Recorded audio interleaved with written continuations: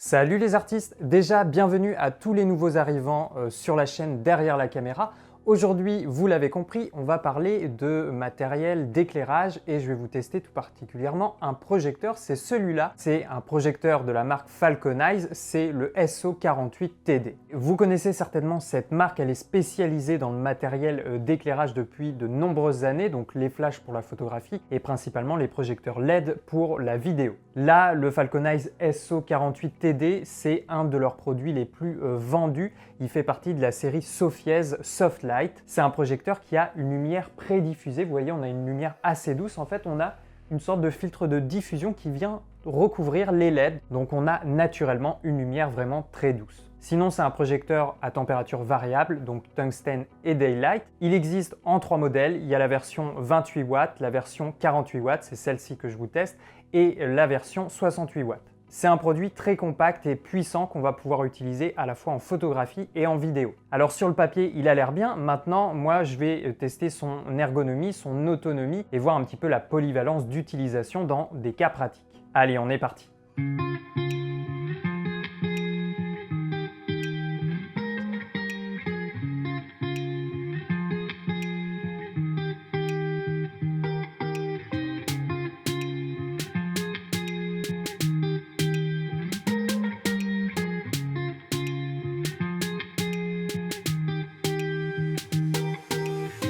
Avant de commencer, je vous rappelle que dans cette vidéo, je vous teste le Falconize SO48TD. Donc c'est la version 48 watts. Vous avez la référence dans la description de la vidéo. On va commencer par voir le contenu du paquet qui nous est fourni. Le Falconize nous arrive dans son sac de rangement. On trouve quelques accessoires juste en dessous du projecteur.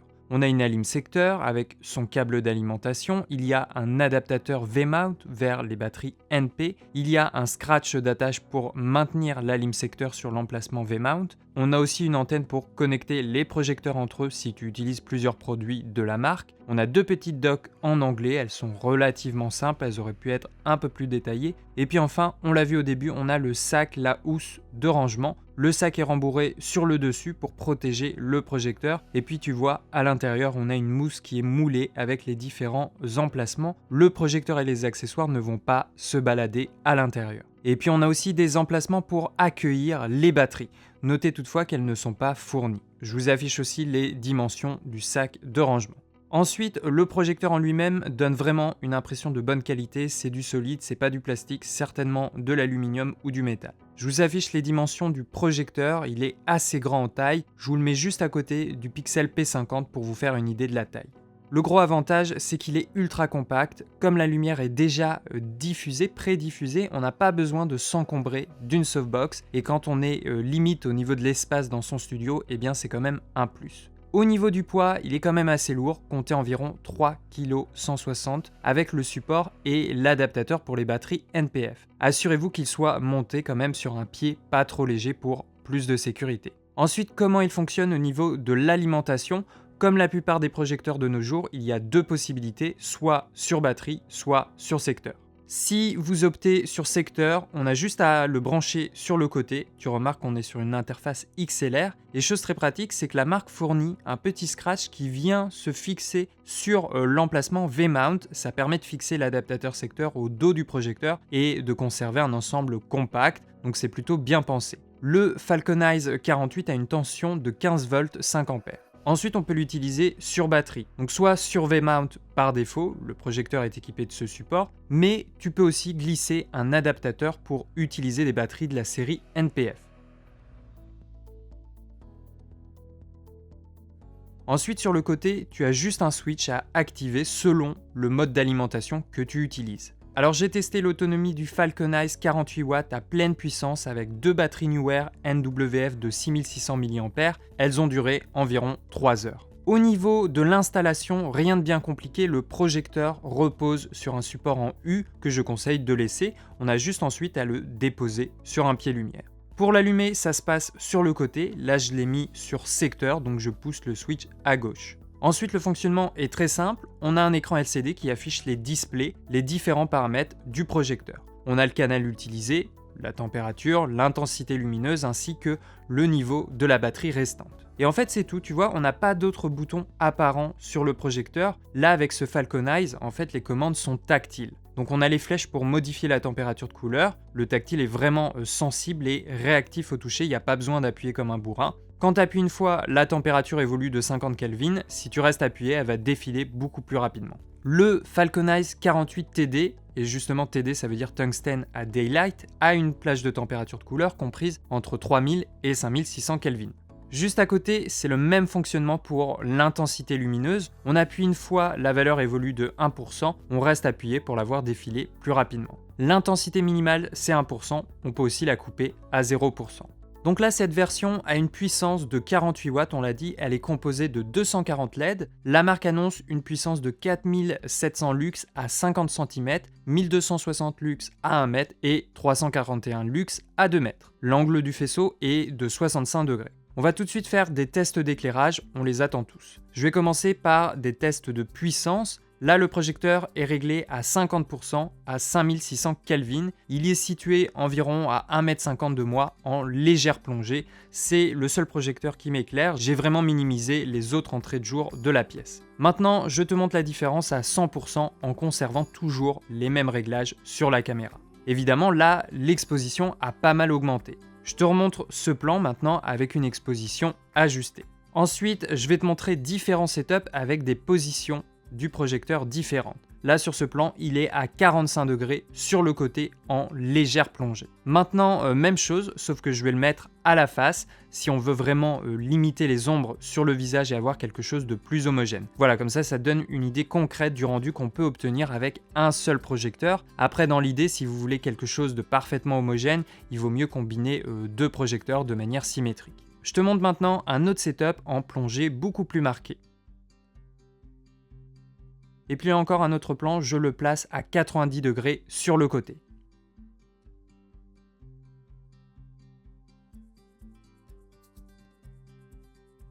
Je vais te montrer aussi un test de puissance, mais cette fois-ci, je vais reculer le projecteur. Je vais commencer à 1 mètre de moi. Je vous affiche les réglages du projecteur ainsi que ceux de la caméra. Maintenant, il est positionné à 1,50 m.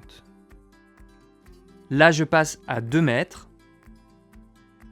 Et puis enfin, à 3 mètres, je vous montre aussi le rendu. Bien sûr, l'idée, c'est d'avoir à chaque fois une exposition correcte sur le visage, donc j'ajuste en fonction les paramètres de la caméra. Je te montre un autre exemple de configuration avec ce projecteur. Là, je suis en intérieur, je suis dans la cuisine et je m'éclaire actuellement avec la version 48 watts. J'ai un seul projecteur qui est voilà, à la face, à 45 degrés, en légère plongée sur moi. D'ailleurs, on peut le voir en reflet voilà, dans le fond. Là, je me filme au 18 mm avec l'A7 III.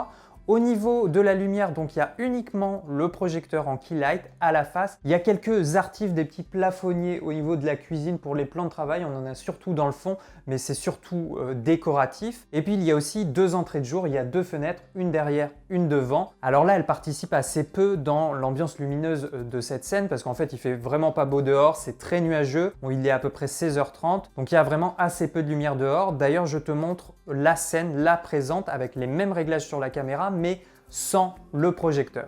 Donc voilà la scène telle qu'elle serait sans le projecteur. Maintenant, je vous le remets. Et là, le projecteur est allumé. On a notre keylight, c'est le Falcon Eyes 48 watts. Il est situé à peu près à 1,50 m, 2 mètres de moi. Donc tu vois, on a une lumière quand même assez bien diffusée. On voit un petit peu l'ombre de ma tête, de mon corps en arrière-plan, mais c'est quand même assez bien diffusé. Après, si je veux descendre la position de l'ombre dans le décor, il faut que je monte la position de ma source lumineuse. Donc voilà un exemple de setup en intérieur dans une pièce de vie de tous les jours. Je voulais vous montrer aussi autre chose qu'un plan en studio avec le fond. Et éventuellement, si on veut une ambiance encore un peu plus lumineuse, un peu plus douce et homogène au niveau des ombres, on peut rajouter un deuxième projecteur à l'opposé pour avoir quelque chose de symétrique. Je te montre encore une autre configuration, j'ai fait évoluer un petit peu la composition. Là, j'ai moins de profondeur naturelle derrière avec le fond. J'ai descendu les volets, donc là, on n'a pas d'entrée de jour, on est vraiment uniquement avec la lumière artificielle. J'ai toujours le Falcon Eyes 48 watts en keylight, lumière principale, là, toujours à 1,50 m de moi. Et j'ai rajouté un autre panneau LED, c'est le Pixel P50 que j'ai déjà testé sur la chaîne, sur le côté pour éclairer encore un peu plus le fond et rajouter du niveau à l'ambiance générale. Alors là, sur ce plan, on cible quand même assez vite l'origine de la source sur du Pixel P50. On voit les ombres se dessiner. Ça va plaire ou pas. Je vais te montrer aussi un autre setup où je vais passer ce Pixel P50 à l'opposé du Falcon Eyes 48 watts. Donc comme ça, j'aurai deux projecteurs bien symétriques à la face. Je vous le montre tout de suite. Voilà, donc là, sur ce plan, j'ai les deux projecteurs à la face. Tu vois bien que je n'ai plus la source sur le côté et on a quelque chose d'assez homogène sur l'ensemble de l'image. J'ai diminué légèrement le pixel par rapport au Falcon Eyes, mais c'est vraiment très léger. C'est juste pour garder un petit peu de contraste. On a toujours un petit peu d'ombre derrière, c'est normal, c'est celle qui est créée par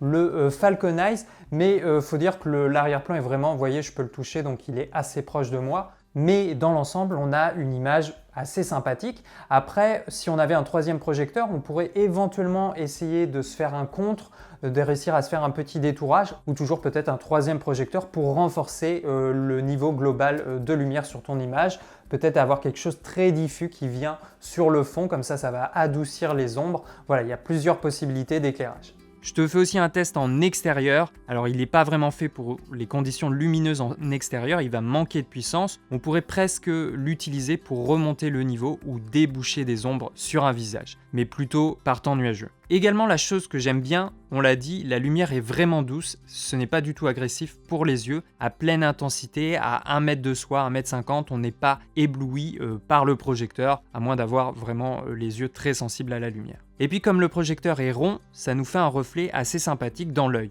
Le projecteur peut communiquer avec d'autres produits de la marque Falcon Eyes sur la fréquence 2,4 GHz. Il faut juste avoir les projecteurs sur le même canal. Là, sur ce projecteur, il y a 4 groupes A, B, C, D. La marque préconise de ne pas dépasser un rayon de 5 mètres.